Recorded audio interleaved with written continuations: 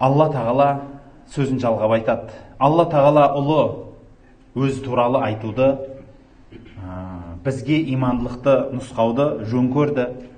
Сөйтіп сөзін жалғап айтады екен. Хуәлләди, ол сондай бір ұлы зат, әнзәлә минәс-сәмәи мәә, аспаннан су түсірді.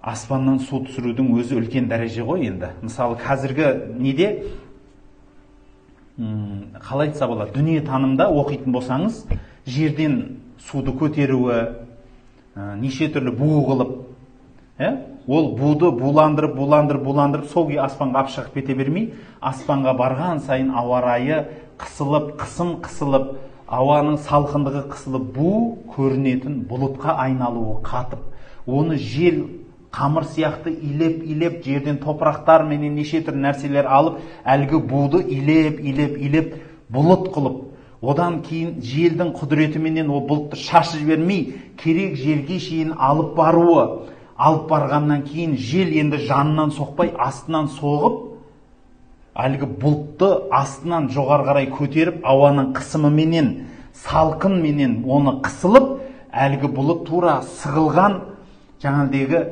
бір зат сияқты соның ішінен су тамуы.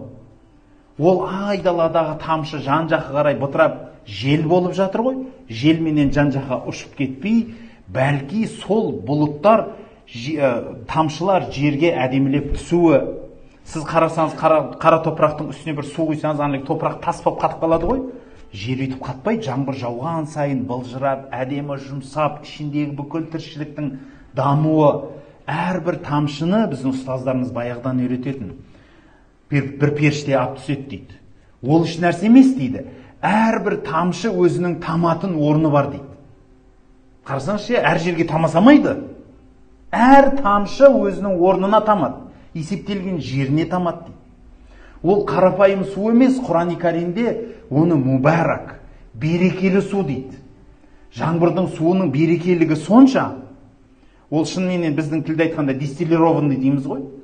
Берекелігі сонша, біреулер енді сәуірдің суы деп ем қылып, апрель келеді ғой, көресіздер, жан жаққа WhatsApp мыржат, өтірік әңгіме болса да, шын әңгіме болса да, жұрттың бәрі ойбай сәуірдің суын шелек-шелек ап қалыңыздар, оны үйтіп емдейді екен да, бүйтіп емдейді. Ол ондай бүкіл жер бетіндегі жаңбырдың суының бәрі соншалықты әсемдігі.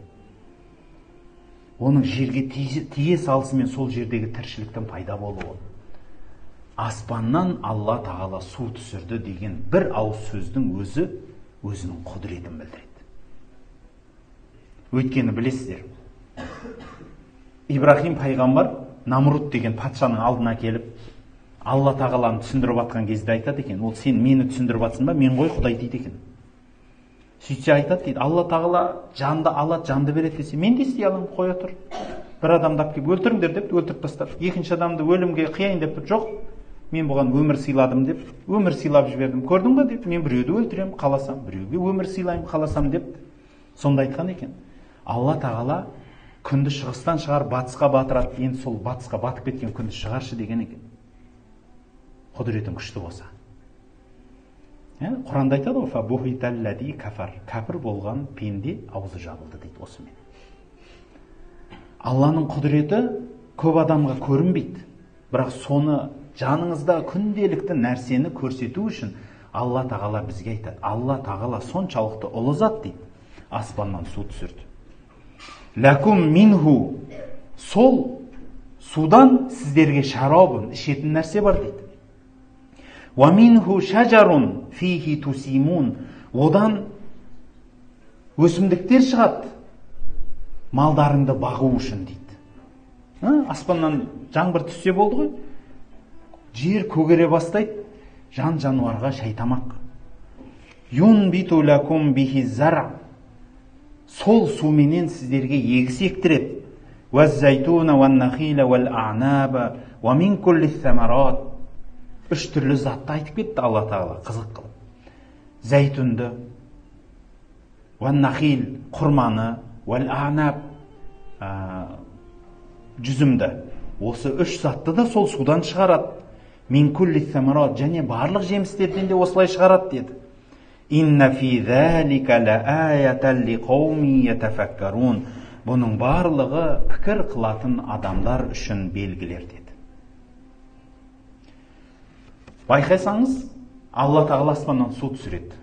Қара бір топыраққа. Сол қара топыраққа түскен бір су.